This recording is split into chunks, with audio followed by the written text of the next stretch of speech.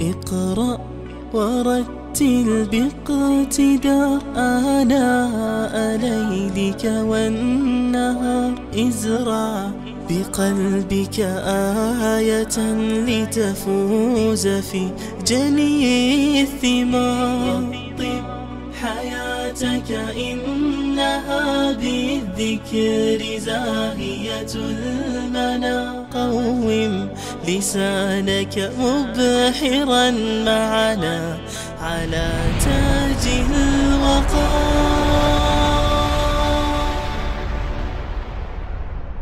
اقرأ ورتل باقتدار. بسم الله الرحمن الرحیم. الحمد لله و صلاة و السلام علی رسول الله صلی الله علیه و سلم. سروران گرانقدر، خواهران و برادران عزیز، السلام علیکم و رحمت الله و برکاته. الحمدلله ثم الحمدلله که باز هم توفیق الله سبحانه و تعالی عنایت فرمود که در خدمت شما دوستان و گرانقدر و عزیزان به قلب نزدیک باشیم. دوستان محترم، موضوع امروز ما توحید اسماء و صفات است. اسماء و صفات که اسماء الله الحسنا هم میگن، نامهای الله سبحانه و تعالی هست. اولین سوالی که شاید مطرح شود که این نامها را چرا اسماء و صفات میگن و چرا اسماء الله الحسنا میگن؟ این نامها را به خاطر ازی اسماء و صفات میگن که هم اسم هستن و هم صفت هستن.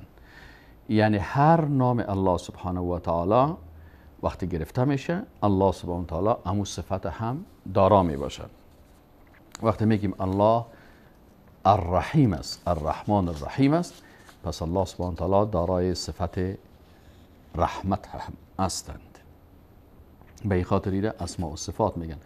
و ما و شما مخلوقات که هستیم، نامهای ما و شما اسماء و صفات نیست. مثلا یک شخصی است نامش شجاع هست ولی خودش شجاع نیست، بزدل است.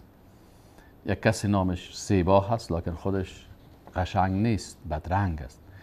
به این اساس اسماء الله سبحانه تعالی، به این اساس اسماء الله سبحانه تعالی اسماء و صفات است. اسماء هستند که دارای همون صفات هم می باشند. و این اسماء و صفات اسماء الله الحسنا هم میگن، الاسماء الحسنا. چرا؟ این نامهای نیک هستند که در آنها تمام کمال و عظمت است. نامهای نیک الله سبحانه و تعالی. عزیزان، بعضی سوال میکنن که تعداد اسماء الله الحسنا یا تعداد اسماء و صفات چقدر هست؟ تعداد دقیق اسماء و صفات ما نمیدانیم. چرا نمیدانیم؟ به خاطر که یک حدیث است همین موضوع را بر ما بیان میکنه. در مسند حنبل، احمد ابن حنبل رحمه الله در جلد 1 صفحه 391 حدیث آمده که او را شیخ ناصرالدین البانی حدیث صحیح گفته. عن ابن مسعود، عبدالله ابن مسعود رضی الله تعالی عنه روایت میکنند که قال رسول الله صلی الله علیه و سلم، که رسول الله صلی الله علیه و سلم فرمود در اینجا اسألک بكل اسم هو لک. ببینید اینجا رسول الله صلی الله علیه و سلم اسماء الله را بر ما تشریح میکنن. تو را سوال میکنیم یا الله به تمامی نام هایی که بر تو هست، این نام هایی که الله سبحانه و تعالی داره، این رسول الله صلی الله علیه و سلم چند قسم تقسیم میکنه؟ سمیت به نفسک او انزلته فی کتابک. دو، ببین اولش سمیت به نفسک، یعنی نام های به او یا الله تو خدا نامگذاری کردی. او انزلته فی کتابک، یا ایر نازل کردی در کتابت. او علمته احدا من خلقک، یا تعلیم دادی به یکی از مخلوقاتت. او استأثرت به فی علم الغیب عندک، یا ایره در علم غیبت ایره به خود نگه داشتی. پس اینجا 3 قسم نامهای الله سبحانه تعالی شد. قسم اول انزلته فی کتابک، اون نام هایی که در کتاب تو رو نازل کردی. مثلا در قرآن عظیم شان و احادیث رسول الله صلی الله علیه و 99 نام الله سبحانه و تعالی لله 99 اینی 99 نامی که در قرآن آمده این بخش اولش است. انزلته فی کتابک. قسم دوم نام هایی است که به یکی از مخلوقات تعلیم داده شده است او علمته احد من خلقک، بنابراین او در کتاب نازل نشده، در قرآن و سنت ذکر نشده، لکن به یکی از مخلوقات تعلیم داده شده هست. شاید به پیغمبرای سابق، شاید مثلا به ملائکه و به هر مخلوقی که الله او را ذکر کرده است. این قسم دوم نام هاست. و قسم سوم نام هایی است که استأثرت به فی علم الغیب عندك. بعضی نام هایی است که الله سبحانه و تعالی در علم غیب خود او را حفظ کرده است. پس اینجا ما و شما به یک نقطه دقیق می‌ایم که نام های الله 3 قسم شد.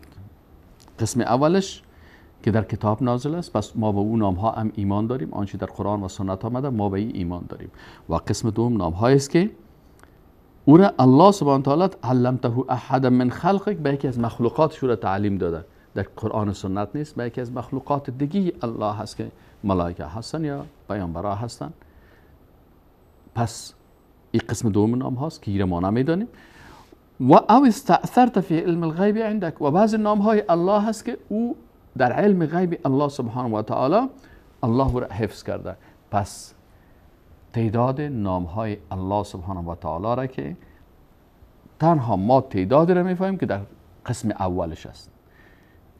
انزلته فی کتابک، یعنی 99 نامی که در کتابش است. اما اون نام هایی که به دیگه از بنده های خود و یکی از مخلوقات خود او را گفته است و اون نام هایی را که الله در علم غیب خود حفظ کرده است، ما با اونا به شکل اجمالی ایمان داریم، اما ما کل از اون را نمیفهمیم. پس تعداد دقیق نام های الله سبحانه و تعالی را ما نمیفهمیم. خب امی حدیثی که عن ابی هریره ان رسول الله صلی الله علیه و سلم قال ان لله 99 اسما 100 الا واحده، میگه ابو هریره رضی الله عنه گفت که رسول الله فرمود که الله سبحانه و تعالی 99 نام داره، 100 الا واحده، یک کم صد، من احصاها دخل الجنه، هر کسی که احصا کرد داخل جنت میشه. علمای متخصص عقیده میگن که عدد 99 معنای حصر نداره و به معنای حصر نیست، بلکه این معناست که هرگاه کسی از جمله تمامی نام های الله همین 99 را چی کنه؟ یاد کنه که در قرآن و سنت ذکر است، سبب داخل شدن از اون در جنت میشه. پس این 99 نام الله سبحانه و تعالی نام هایی است که این در قرآن و سنت ذکر شده است.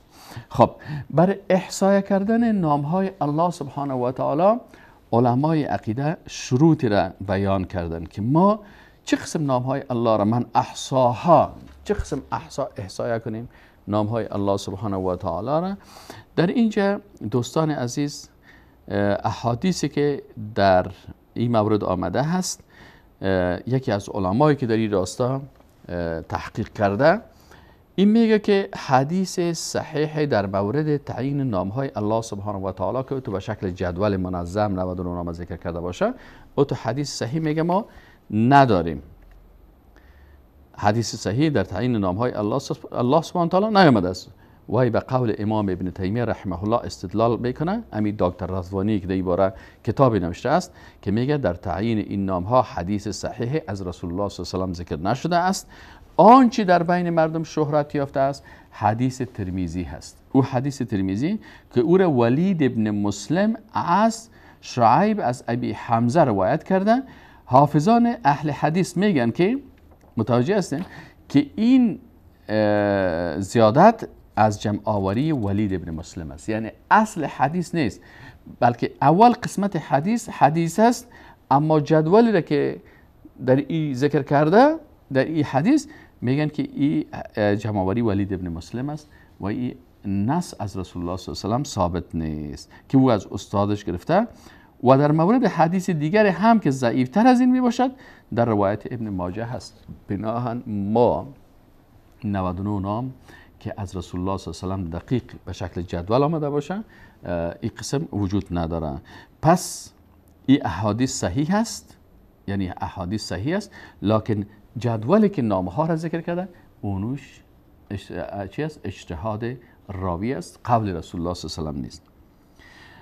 در اجتهادی که راویا کردن ثواب و خطا هست، یعنی اجتهاد کردن راویا و ایره مثلا این جدول جور کردن، بعضی از نامهای از صحیح هست و بعضی از چی هست؟ نامها اشتقاق شده از صفات دیگه به شکل اسم در قرآن و سنت ثابت نیست. مشکل سوم در این است بعضی از نامهایی است که در قرآن و احادیث صحیح ذکر گردیده ولی در این جدول نیست، یعنی بعضی نامهایی را ذکر کرده که اون نامها را اشتقاق کرده، در حالی که ما شما در قاعده اسماء و صفات گفتیم که چی است؟ باید به شکل توقیفی گرفته شود، یعنی ما اسمایی رو میگیریم به شکل اسم برای الله در کتاب و سنت ذکر شده باشه، لکن کسی که اجتهاد کرده بعضی از نامهایی را که او به شکل نام اسم ذکر نشدن بلکه به شکل جمله اسمیه یا فعلیه ذکر شده، به شکل فعل بوده است، ای گرفته اشتقاق کرده و از او اسم فاعل ساخته و او را به الله نسبت داده. به این خاطر به خاطر فهمیدن درست ای که ما بفهمیم که اسماء الله الحسنا کدام نام هست، این شرایطی داره. شرط اول است این است که این نام ها باید به شکل منصوص در قرآن آمده باشه. چرا؟ ولله الاسماء الحسنا، اینجا میگه در اینجا الاسماء به شکل معرفه ذکر شده، پس معلوم میشه این اسماء حسنای الله که است، این معلوم دار است و در قرآن و سنت هست، لکن کلش به شکل یک جدول به ترتیب نیست بلکه در جاهای مختلف است. مثلا یک نام الله که احد است در سوره اخلاص است، قل هو الله احد. یک نامش که صمد است در سوره اخلاص است، الله الصمد. یک نامش که الحی القیوم است در آیت الکرسی است، الله لا اله الا هو الحی القیوم. و نام دیگه که هو الله الذي لا اله الا هو الملك القدوس السلام. در جاهای مختلف نامهای الله سبحانه و تعالی در آیات مختلف و در احادیث است که این باید پیدا شود. صاحب تفسیر لباب میگه که این آیت دلالت بر این میکند که الله دارای نامهای نیک است و انسان الله سبحانه و تعالی را بدون اینها دعا نمی کند و این نام ها توقیفی اند نه اصطلاحی. پس این نام ها که است توقیفی هستند، باید به شکل توقیفی اینا را ما از قرآن عظیم‌الشان بگیریم و در او زیادت و نقصان نکنیم. چرا الله سبحانه و تعالی میگه و ان تقولوا علی الله ما لا تعلمون، ای که بگوی به الله چیز را که نمیدانین، پس ما این زیاد نمیکنیم. شرط دوم چی است؟ وارد شدن صفت به شکل نام باشه. وقتی ما او را اسماء الله الحسنا میگیم که امین نام به شکل نام آمده باشه. مثلا و توکل علی الحی الذی لا یموت، پس الحی به شکل نام آمده هست. تنزیل من الرحمن الرحیم، به این اساس نام هایی که مطلق نامده اند به شکل نام نامده است، بلکه مثلا به شکل مضاف و مضاف الیه آمده، باز ای در نام های الله داخل نمیشه. مثلا غافر الذنب، غافر اینجا ای به شکل نام نامده، یا مثلا قابل توبه آمده اما قابل از جمله نام های الله گفته نمیشه، یا جاعل الملائکه. متوجه هستین؟ پس در این خاطر علما میگن که این باید شرط دومش همی هست که باید به شکل اسما باشه. شرط سوم از اسماء الله الحسنا ای است که اسم دارای امو صفتی باشه که وقتی اسم شد باید او اسم دارای امو صفت هم باشه. مثل الرحیم دارای صفت رحمت است. پس اگر یک جای یک اسم ذکر شده که به الله نسبت داده شده ولی الله او صفت از او را نداره، پس او در جمله اسماء الله الحسنا حساب نمیشه. پس مثلا الدهر، کلمه دهر شما ببینین عن ابی هریره رضی الله عنه قال رسول الله صلی الله علیه و سلم قال الله سبحانه و تعالی یؤذینی ابن آدم، الله میگه گفت که بر من اذیت میرسانه ابن آدم، یسب الدهر، دشنام میته به دهر، و انا الدهر بید الامر، ما دهر هستم و به دست مس امور، اقلب اللیل و النهار. اینجا الله سبحانه و تعالی گفته که انا الدهر، در حدیث قدسی.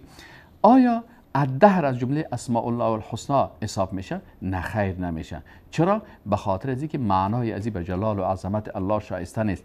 از این خاطر الله سبحانه و تعالی میگه بید الامر، یعنی دهر به دست ما هست. متوجه هستین؟ در اینجا انا دهر تفسیر میکنه. چی میگه؟ میگه بیدی الامر و قلب اللیل و النهار. زیرا الله خالق دهر است. بناء کلمه دهر در جمله اسماء الله الحسنا حساب نمیشه. به این اساس ما مسلمان ها کوشش میکنیم که در اسماء الله الحسنا همون قسم با اینمی شرایط نامهای را به الله نسبت میدیم که به شکل اسم آمده هست. الله لا اله الا هو الحی القیوم.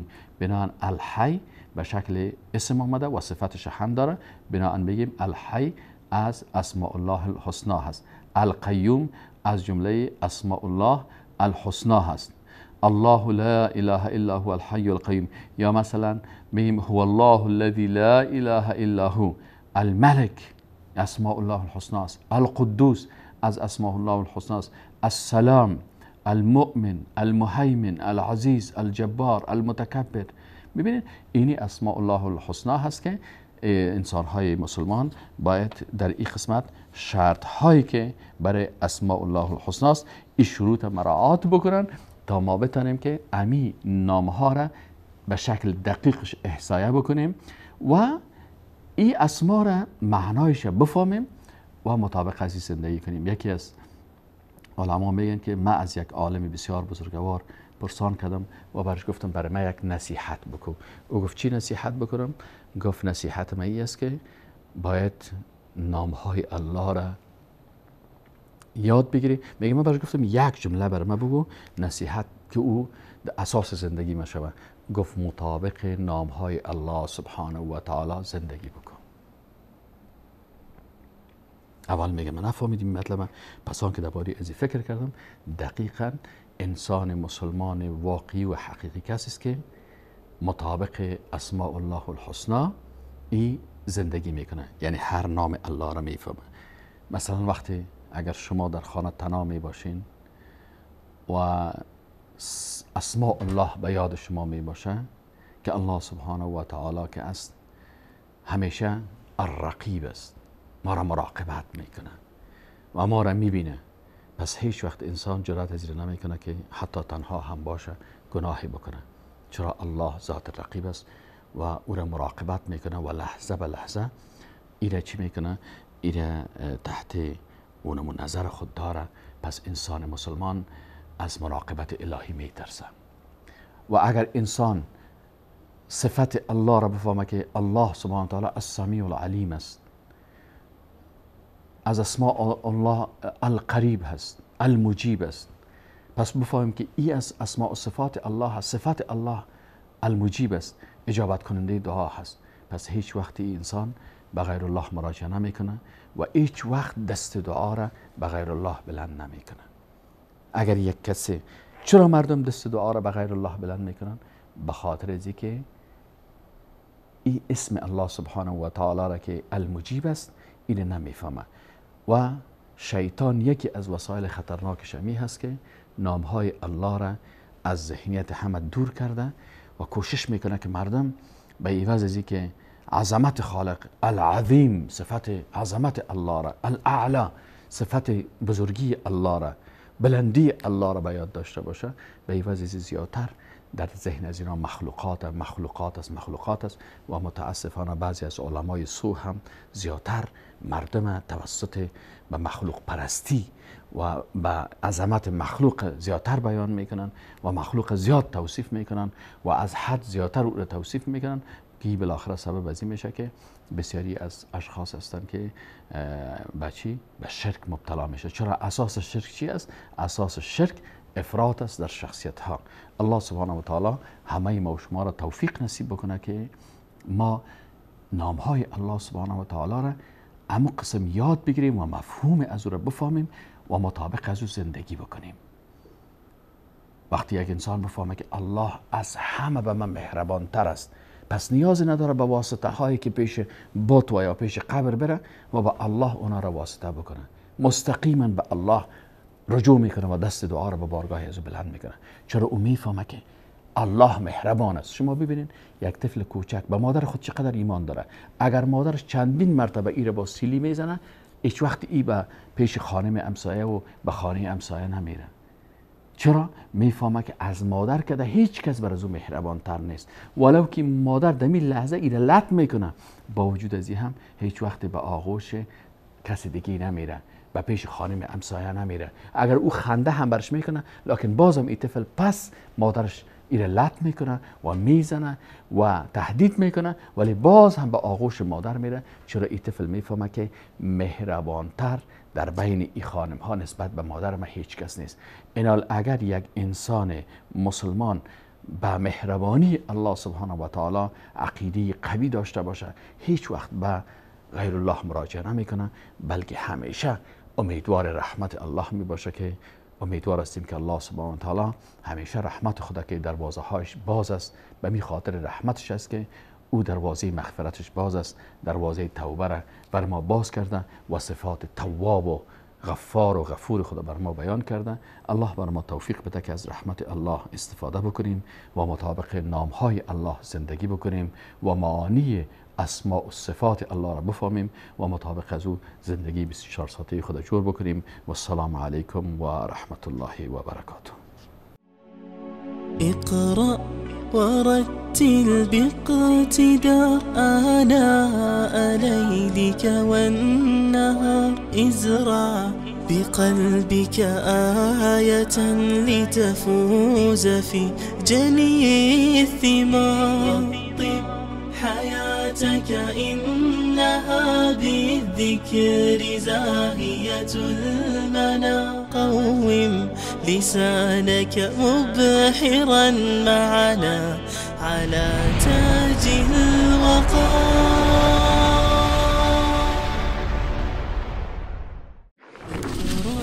ورتل باقتدار آناء ليلك والنهار ازرع بقلبك آية لتفوز في جني الثمار حياتك